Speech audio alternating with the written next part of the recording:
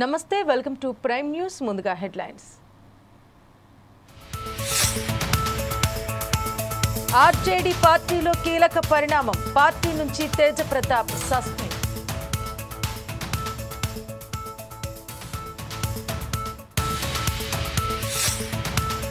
థియేటర్ల బంద్ దుస్సాహసం అల్లు అరవింద్ కీలక వ్యాఖ్యలు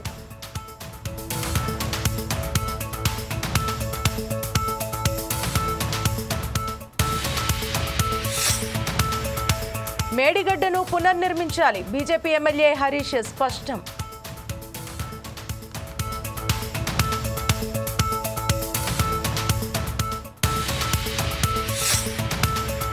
ఏపీలో యోగాంధ్రపై మోదీ ప్రశంసలు మన్ కీ బాత్లో భాగంగా ప్రధాని ప్రసంగం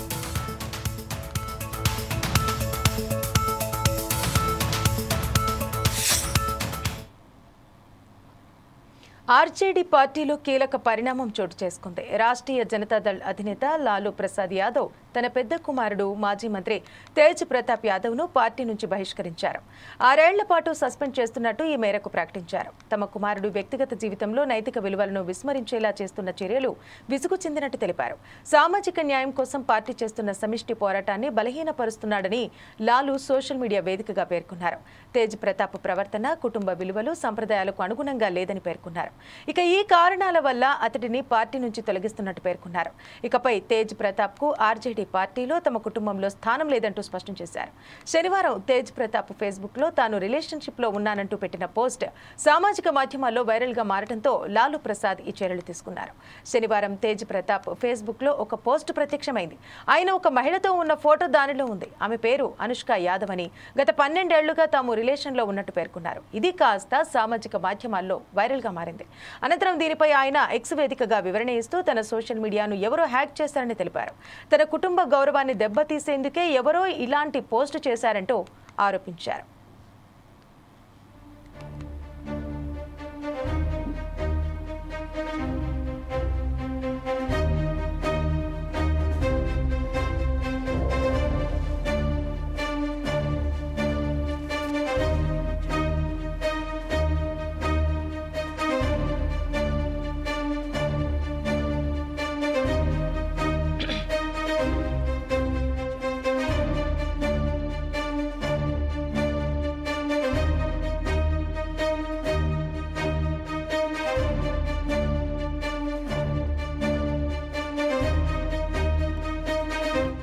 రాష్ట్రీయ జనతాదళ్ అధినేత లాలూ ప్రసాద్ యాదవ్ తన పెద్ద కుమారుడు మాజీ మంత్రి తేజ్ ప్రతాప్ యాదవ్ను పార్టీ నుంచి బహిష్కరించారు.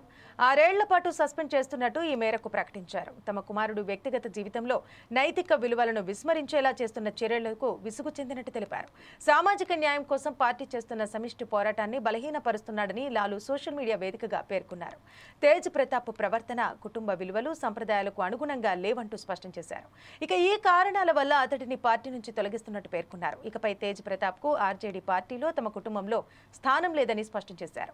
శనివారం తేజ్ ప్రతాప్ ఫేస్బుక్ లో తాను రిలేషన్షిప్ లో ఉన్నానంటూ పెట్టిన పోస్ట్ సామాజిక మాధ్యమాల్లో వైరల్ గా మారడంతో లాలూ ప్రసాద్ ఈ చర్యలు తీసుకున్నారు.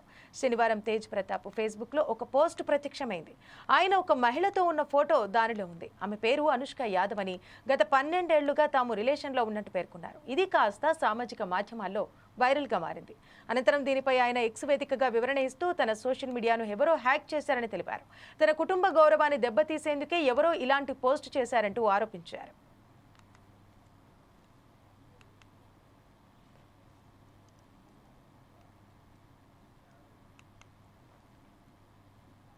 టాలీవుడ్లో ఇటీవలి పరిణామాలపై నిర్మాత అల్లు అరవింద్ స్పందించారు. ఆ నలుగురు అంటూ 2 రోజుల నుంచి వార్తలొచ్చాయని తెలిపారు. వారి కబంధ హస్తాల్లోనే ఇండస్ట్రీ ఉన్నట్టు చిత్రీకరించారని పేర్కొన్నారు. ఆ నలుగురికి తనకు సంబంధం లేదని అరవింద్ స్పష్టం చేశారు. ఆ నలుగురు అనే మాట 15 ఏళ్ల క్రితం ప్రారంభమైందని చెప్పారు. తర్వాత నలుగురు 10 మంది అయ్యారని అన్నారు. అది ఎవరూ పట్టించుకోలేదని పేర్కొన్నారు. తెలంగాణలో తనకు ఒకే థియేటర్ ఉందని చెప్పారు అల్లు అరవింద్. తెలుగు రాష్ట్రాల్లో ఉన్న థియేటర్లలో తనవి 15 లోపేనని అన్నారు. లీజు పూర్తయ్యాక వాటిని రెన్యువల్ చేయొద్దని తమ స్టాఫ్కి చెబుతుంటానని చెప్పుకొచ్చారు. సినిమాలు నిర్మించడమే 50 ఏళ్లుగా తన వృత్తి అని పేర్కొన్నారు. జూన్ 1 నుంచి థియేటర్లు మూసేస్తామనే ఎగ్జిబిటర్ల నిర్ణయంపై ఏపీ సినిమాటోగ్రఫీ మంత్రి కందుల దుర్గేష్ స్పందన సమంజసమైందని స్పష్టం చేశారు. తాజా పరిణామాలపై జరిగిన ఏ సమావేశానికి తాను వెళ్లలేదని అన్నారు. ఇక పవన్ సినిమా విడుదల కాబోతున్న సందర్భంగా థియేటర్లు మూసేస్తామని అనటం దుస్సాహసమేనని అరవింద్ స్పష్టం చేశారు. తమ ఇండస్ట్రీ నుంచి వెళ్లి పోరాడుతున్న వ్యక్తి ఆయనే అని కొనియాడారు. Deputy CM Pawan, CM Chandrababu తమకు తెలిసిన వారే కదా, కలుద్దామని అన్నారు. కానీ చాంబర్ వాళ్ళు ఎవ్వరూ వెళ్లలేదని పేర్కొన్నారు. బాబు, ఆ నలుగురికి నాకు సంబంధం లేదు, ఆ నలుగురిలో నేను లేను. అసలు ఇది 15 సంవత్సరాల క్రితం స్టార్ట్ అయింది. ఆ నలుగురు ఆ తర్వాత ఆ 10 అయింది. అది ఎవరు పట్టించుకోలేదు. ఓ 10 మంది దగ్గర ఉన్న థియేటర్లో నేను ఆ నలుగురు వ్యాపారంలో నేను బయటకు వచ్చేసాను. నేను లేను. కోవిడ్ ఆ టైంలోనే బయటకు వచ్చేసాను. నాకున్న అంటే ఎగ్జాంపుల్ ఇలా చెప్పొచ్చు అనుకోవచ్చు, తెలంగాణలో నాకు ఒక్క థియేటర్ కూడా లేదు ప్రస్తుతం. తెలంగాణలో నాకు ఉన్నది ఒకే ఒక థియేటర్, త్రిబుల్ఏ, దానికి ఓనర్. కనుక నా దగ్గర ఒక్క థియేటర్ కూడా లీజులో లేదు. ఆంధ్రాలో కూడా అన్నీ వదిలేసుకుంటా వచ్చేసి నా దగ్గర మొత్తం 1500 థియేటర్లు ఆంధ్రాలో ఉంటే, అదే మొత్తం తెలుగు రాష్ట్రాల్లో ఉంటే నా దగ్గర 15 లోపు ఉన్నాయి. అన్నీ వదిలేసుకుంటారాగా అవి కూడా మా స్టాఫ్ తోటి లీజులు అయిపోయిన తర్వాత ఎప్పుడు లీజులు రెన్యూ చేయకండి వీటిని అని చెప్పాను. కనుక నా దగ్గర థియేటర్లు లేవు.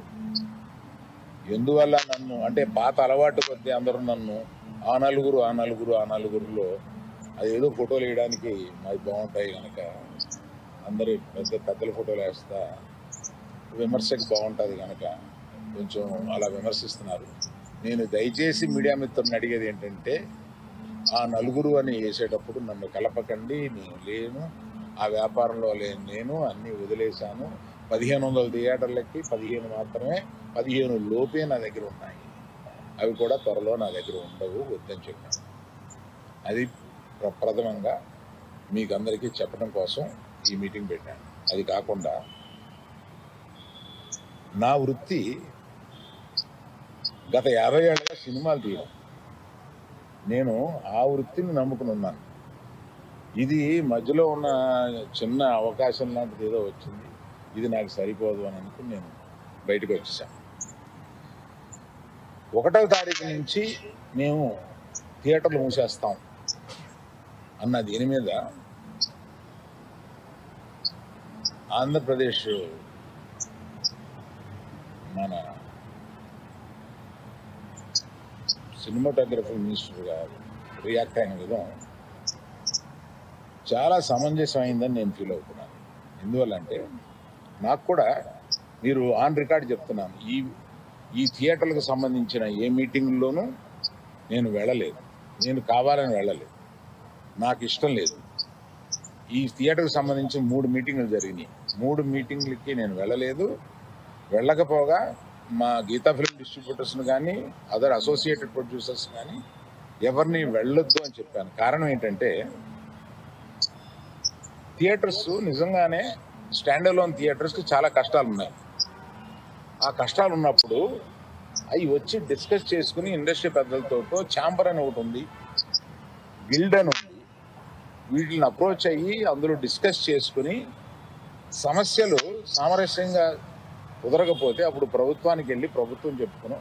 ఎక్కడో ఏదో కుదరక అన్నీ ఫెయిల్ అయినప్పుడు అయితే అన్నీ ఫెయిల్ అయినాయి కనుక మేము మూసుకుంటున్నాము, 1వ తారీఖు నుంచి మేము మూసేస్తాము అని అంటున్నారు. మూసేయడానికి ఏకపక్షంగా మీరు తీసుకునే ఈ నిర్ణయానికి నేను వెళ్ళి అక్కడ కూర్చుని మాట్లాడను అని నాకు చిరాకు కలిగి నేను వెళ్ళా.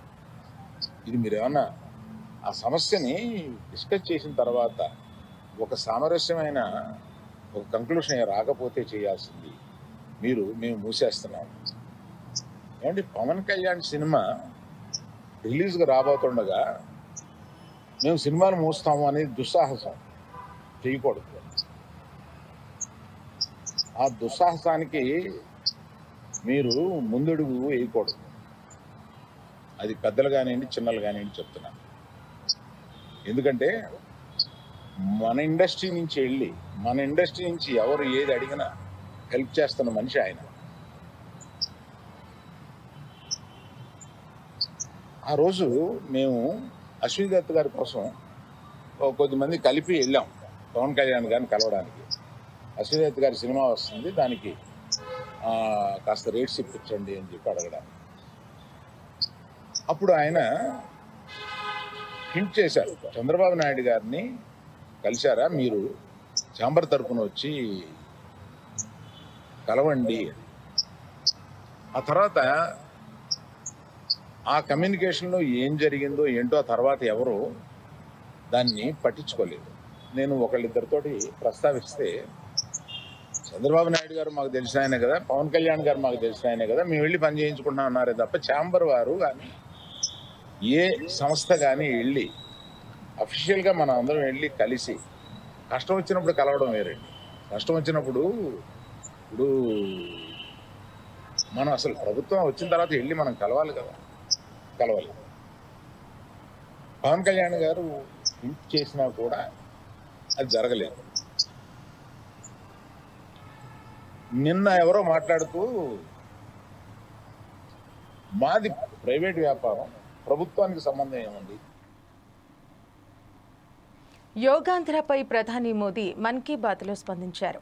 విశాఖలో జరుగుతున్న కార్యక్రమంలో పాల్గొంటానని వెల్లడించారు. విశాఖ ప్రకృతి సౌందర్యానికి ప్రసిద్ధి అని కొనియాడారు. అక్కడ యోగా చేయటం గొప్ప అనుభూతిని ఇస్తుందని ఆశాభావం వ్యక్తం చేశారు. ఏపీ ప్రభుత్వం యోగాంధ్ర అనే ప్రత్యేక ప్రచారాన్ని నెల ముందే ప్రారంభించిందని ఈ సందర్భంగా ప్రధాని మోదీ గుర్తు చేశారు. రాష్ట్రంలోని ప్రజలందరికీ యోగా ప్రాముఖ్యతను తెలియజేయటం, ప్రతి గ్రామానికి, పాఠశాలకు యోగా సాధనను పరిచయం చేయటం ఈ యోగా ఆంధ్ర ఉద్యమం ప్రధాన ఉద్దేశమని ఆయన వివరించారు. ఇక ఈ ఉద్యమంలో 10 లక్షల మందికి పైగా యోగా అభ్యాసకులు పాల్గొనబోతున్నట్టు ఆయన స్పష్టం చేశారు. ప్రత్యేక శిబిరాలు, స్కూల్ యోగా ప్రోగ్రాంలు, మెగా ఈవెంట్లు ఇప్పటికే ఏపీలో ప్రారంభమయ్యాయని ప్రధాని మోదీ పేర్కొన్నారు.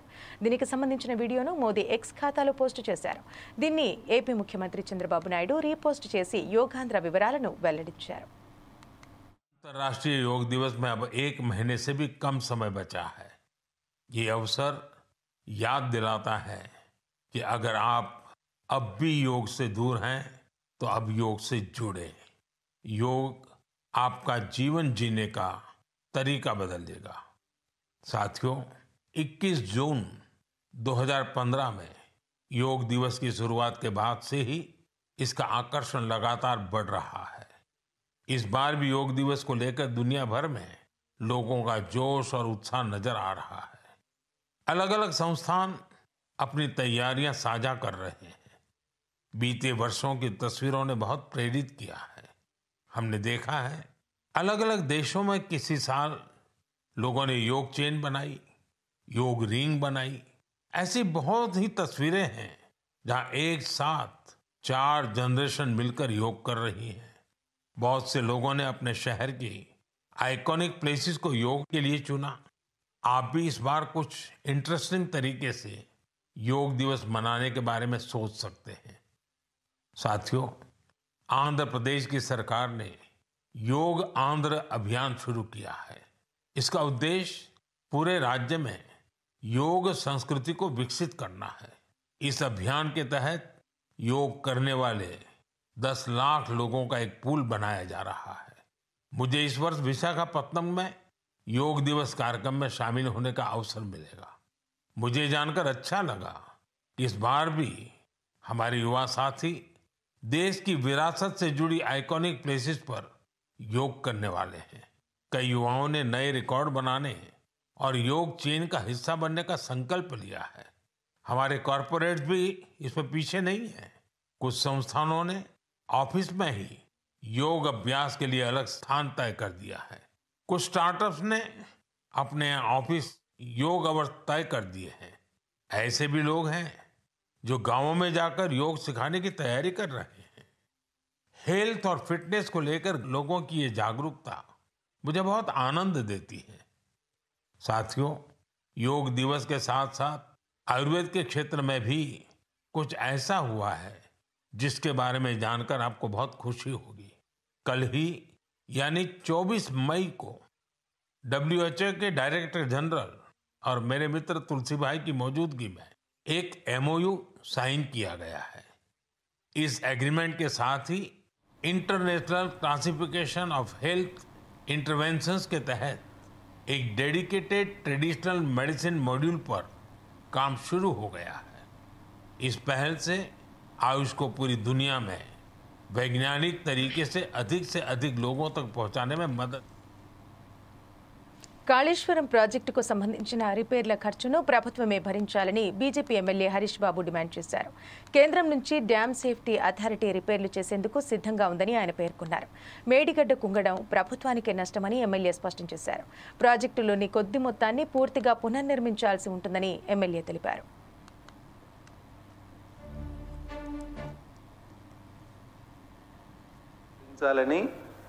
గుత్తేదారులు ప్రభుత్వానికి లేఖ రాశారు. పెండింగ్లో ఉన్న ఫైనల్ బిల్లులు కూడా ఇవ్వాలని వాళ్ళు ఆ లేఖలో పేర్కొన్నట్టు పత్రికలు ఉటంకించినాయి. మేము ఎన్డీఎస్ఏ రిపోర్ట్ ప్రకారం రిపేర్లు చేయడానికి కుంగిపోయిన మేడిగడ్డ కానివ్వండి, అన్నారం కానివ్వండి, సుందిల్ల కానివ్వండి, ఇక్కడ ఏవైతే NDSA national dam safety authority recommendations ప్రకారం పనులు చేయడానికి సిద్ధంగా ఉన్నాం. కానీ దాని ఖర్చు మొత్తం ప్రభుత్వమే భరించాలని ఖరాఖండిగా 2 కాంట్రాక్ట్ కంపెనీలు, ఒకటేమో L&T PES 2 రోజుల క్రితం లేఖ రాసింది, మేడిగడ్డ నిర్మాణ సంస్థ, ఇది బ్యారేజీ నిర్మాణ సంస్థ. రెండవది ఆప్కాన్స్, అన్నారం బ్యారేజీ నిర్మాణ సంస్థ ఆప్కాన్స్, 2 కూడా ప్రభుత్వానికి లేఖలు రాసినాయి. ప్రభుత్వానికి లేఖలు రాయడమే కాదు, ఎన్డీఎస్ఏ రికమెండేషన్స్ ప్రకారం ఏవైతే పరీక్షలు చేయాలనో ఆ పరీక్షలు ఏవైతే ఇవి మొత్తం అసలు ఎక్కడ కుంగింది, ఏంది, ఆ కాంక్రీట్ స్టెబిలిటీ ఎంత ఉన్నది, దాంట్లో స్ట్రెంగ్త్ ఎంత ఉన్నది, ఇవన్నీ ఏవైతే పరీక్షలు చేయాలనో ఆ పరీక్షలకు 40 కోట్లు ఖర్చు అయితే ఆ ఖర్చు కూడా ప్రభుత్వం భరించాలని ఖరాఖండిగా లేఖలు రాసింది. అంటే ఏముందని అంటే ప్రభుత్వం ఏమో కాళేశ్వరంలో జరిగిన అవినీతి చాలా పెద్దది, మేము నిర్మాణ సంస్థల నుంచి కాంట్రాక్టర్ల నుంచి రికవరీ చేస్తామని వాళ్ళు చెప్తున్నారు. ఇన్ఫ్యాక్ట్ ఈ లేఖ చూస్తూ ఉంటే ప్రభుత్వం దగ్గర నుంచి వాళ్ళు రికవరీ చేయడానికి సిద్ధంగా ఉన్నట్టు తెలుస్తుంది. కాంట్రాక్ట్ కంపెనీలే ఆ కాళేశ్వరంలో ఏదైతే ఖర్చు, రిపేర్ ఖర్చు కానివ్వండి, పరీక్షల ఖర్చు కానివ్వండి, మిగతా ఏవైతే ఇన్వెస్టిగేషన్స్ ఏవైతే జరిగినాయో వాటన్ని ఖర్చును కూడా ప్రభుత్వం నుంచి రికవరీ చేయడానికి వాళ్ళు సిద్ధంగా ఉన్నారు. అంటే ఒక విధంగా ఇన్ని రోజులు కాళేశ్వరం కూలిపోయి ప్రభుత్వానికే నష్టం, ఇప్పుడు మళ్ళా రిపేర్లు చేయించి మళ్ళా ఆ డబ్బు కూడా మళ్ళా ప్రభుత్వం వెచ్చిస్తే ఇక మొత్తం రాష్ట్రం దివాలా తీసే పరిస్థితి వస్తుంది. నాకున్న సమాచారం ప్రకారం ఈ 7వ బ్లాకు ఏదైతే కుంగిపోయిందో అది పనికి రాదు, 7వ బ్లాక్ తీసేయాలి. 6వ బ్లాకు 8వ బ్లాక్ మధ్యలో మొత్తంగా స్ట్రక్చర్ మొత్తం కింది నుంచి ఫౌండేషన్ సీకెంట్ పైల్ టెక్నాలజీ ఏదైతే యూజ్ చేసినారో మరి ఆ సీకెంట్ పైల్స్ యూజ్ చేస్తారా, వేరే ఫౌండేషన్ టెక్నాలజీ యూజ్ చేస్తారా, ఇది సెకండరీ. కానీ మొత్తంగా 7వ బ్లాకు 6వ బ్లాకు 8వ బ్లాకు మధ్యలో అనుసంధానం చేసే 7వ బ్లాక్ ఏదైతే ఉందో. మరిన్ని అప్డేట్స్ కోసం చూస్తూనే ఉండండి 4 Sides TV.